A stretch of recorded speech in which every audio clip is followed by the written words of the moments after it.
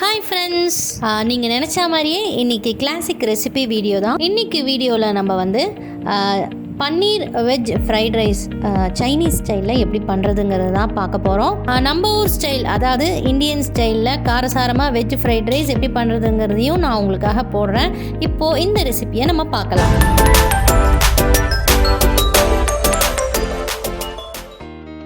இதுக்கு வந்து நான் 300 கிராம் பன்னீர் எடுத்திருக்கேன். பன்னீர் எடுத்து இந்த மாதிரி க்யூபாக கட் பண்ணிவிட்டு ஒரு சின்ன டீஸ்பூன் அளவு ரெட் சில்லி பவுடர், அதே ஸ்பூன் அளவு வந்து ஒரு ஸ்பூனுக்கு பெப்பர் பவுடர் சேர்த்துக்கோங்க. அப்புறம் 1/2 டீஸ்பூன் வந்து சால்ட்டை சேர்த்துட்டு, அப்புறம் இது எல்லாத்தையும் கூட கடைசியாக ஒரு ஸ்பூன் வந்து தயிர் இதெல்லாம் சேர்த்து மிக்ஸ் பண்ணி ஒரு 15 மினிட்ஸ்க்கு மூடி வச்சுருங்க. அதுக்கப்புறமா இந்த பன்னீரை வந்து நம்ம ஷாலோ ஃப்ரை பண்ணி எடுத்து வச்சுக்க போகிறோம்.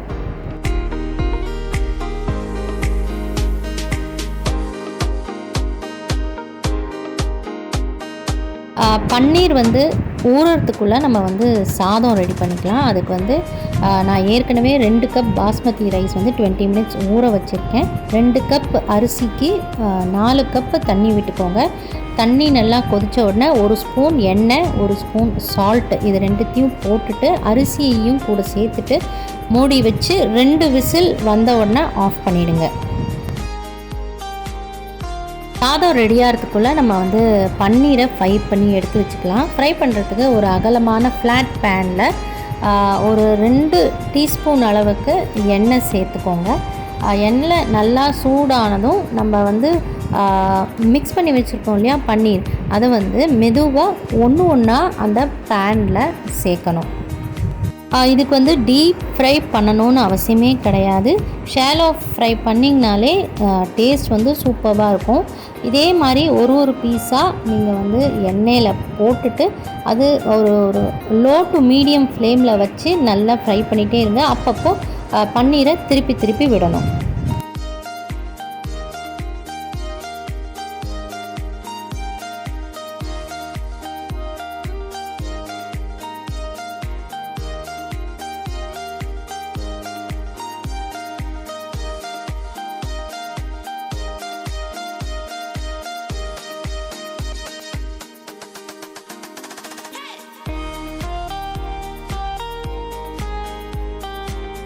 ஓரளவுக்கு கோல்டன் ப்ரௌன் ஆற வரைக்கும் நீங்கள் வந்து மெதுவாக அதை வந்து திருப்பி விட்டுட்டே இருக்கணும். கோல்டன் ப்ரௌன் ஆன உடனே அடுப்பை ஆஃப் பண்ணி தனியாக எடுத்து வச்சுருங்க. இது ஃப்ரை பண்ணி முடிக்கிறதுக்குள்ளே உங்களுக்கு சாதமும் ரெடி ஆகிடும். இப்போ பார்த்தீங்கன்னா நம்ம வச்ச சாதம் வந்து ரொம்ப நல்லாவே உதிரியாக வந்திருக்கு. ஒன்றோட ஒன்று ஒட்டாமல் சூப்பராக வந்திருக்கு. இப்போ வந்து ஒரு அகலமான பேனில் வந்து 3 ஸ்பூன் எண்ணெய் விட்டுட்டு ஒரே ஒரு வெங்காயம் நீல வாக்கில் கட் பண்ணி வச்சுருக்கேன்.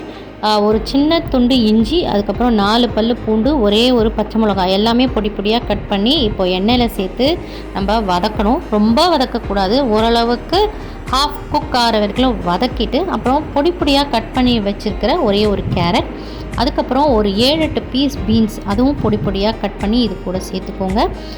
கோஸ் இருந்ததுன்னா கோஸ் கூட 1 கப் அளவுக்கு நீங்கள் பொடியாக கட் பண்ணி இது கூட சேர்த்துக்கோங்க. கடைசியாக ஒரே ஒரு ஹாஃப் கேப்சிகம் நான் இது கூட பொடியாக கட் பண்ணி சேர்த்துருக்கேன். என்கிட்ட இந்த வெஜிடபிள்ஸ்லாம் இருந்தது, அதனால் இதெல்லாம் நான் சேர்த்துருக்கேன். உங்கள்கிட்ட அப்போ என்ன இருக்கோ அதை நீங்கள் சேர்த்துக்கோங்க. இந்த காய்கறிலாம் போட்டப்புறம் ஒரு டேபிள் ஸ்பூன் அளவு உப்பு போட்டுட்டு ஒரு மீடியம் ஹை ஃப்ளேமில் இதை நல்லா வதக்கிக்கோங்க. ரொம்ப மொறுன்னு வதக்கக்கூடாது. இதுவும் ஹாஃப் குக் ஆன உடனே நம்ம வந்து பன்னீரையும் அரிசியும் போட்டு மிக்ஸ் பண்ணிக்கலாம். இப்போ வந்து இதுக்கு தேவையான சாஸ்லாம் நம்ம போட போகிறோம். 1 ஸ்பூன் டொமேட்டோ கெச்சப், அதுக்கப்புறம் 1 ஸ்பூன் வந்து சில்லி சாஸ், அதுக்கப்புறம் ஒரே ஒரு ஸ்பூன் சோயா சாஸ், இது 3த்தையுமே சேர்த்து ஹை ஃப்ளேமில் வச்சு ஒரு 2 நிமிஷம் நல்லா வதக்கி எடுத்துக்கோங்க. இதுக்கு வந்து க்ரீன் சில்லி சாஸும் சேர்க்கலாம், ரெட்டும் சேர்க்கலாம். என்கிட்ட க்ரீன் இருந்ததுனால நான் க்ரீன் சில்லி சாஸ் இதுக்கு நான் சேர்த்துருக்கேன். நம்ம போட்ட காய்கறியெல்லாம் ஓரளவுக்கு குக் ஆன உடனே வடித்து வச்சுருக்கோம் இல்லையா பாஸ்மதி ரைஸு, அதை கொஞ்சமாக இந்த வெஜிடபிள்ஸோடு சேர்த்து நல்லா மிக்ஸ் ஆகிற அளவுக்கு கிளறி விட்டுக்கோங்க. ஒரு 2 நிமிஷத்துக்கு நல்லா இதை கிளறணும். ஹை ஃப்ளேம்லேயே வச்சு சாதம் வெஜிடபிள்ஸ்லாம் நல்லா மிக்ஸ் ஆகிற அளவுக்கு கிளறிக்கோங்க.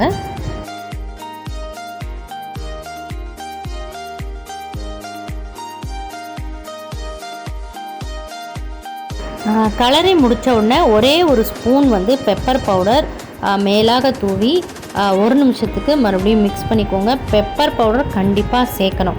அது சேர்த்ததுக்கு அப்புறமா நம்ம ஷாலோ ஃப்ரை பண்ணி வச்சுருக்கோம் இல்லையா பன்னீர், அதை வந்து இது கூட சேர்த்து ஒரே ஒரு நிமிஷம் ஹை ஃப்ளேமில் வச்சு நல்லா கிளறிட்டு நம்ம இறக்கிடலாம். கடைசியாக சேர்க்குற பெப்பர் பவுடர் தான் நம்மளுக்கு வந்து இன்னும் நல்ல ஃப்ளேவரை இந்த பன்னீர் ஃப்ரைட் ரைஸ்க்கு கொடுக்கும். நிஜமாகவே நீங்கள் இதே மாதிரி அளவுகளோட இந்த ரைஸை வந்து உங்கள் வீட்லேயும் ட்ரை பண்ணி பார்த்துட்டு எனக்கு எப்படி இருக்குங்கிறத மறக்காமல் கமெண்ட் பண்ணுங்கள். ஓகே, இன்னும் நீங்கள் வந்து நம்ம சேனல் கிளாசிக் ஷேர்ஸ்க்கு சப்ஸ்கிரைப் பண்ணலை அப்படின்னா இப்போவே போய் சப்ஸ்கிரைப் பண்ணிக்கோங்க. கூடவே அந்த பெல் ஐக்கானையும் கிளிக் பண்ணி வச்சுக்கோங்க. இதே மாதிரி சூப்பரான கிளாசிக் வீடியோ உங்களுக்காக காத்துட்டே இருக்குது. அடுத்த ஒரு கிளாசிக்கான வீடியோவோட நான் உங்கள் எல்லாரையும் சந்திக்கிறேன். அது வரைக்கும் பாய்.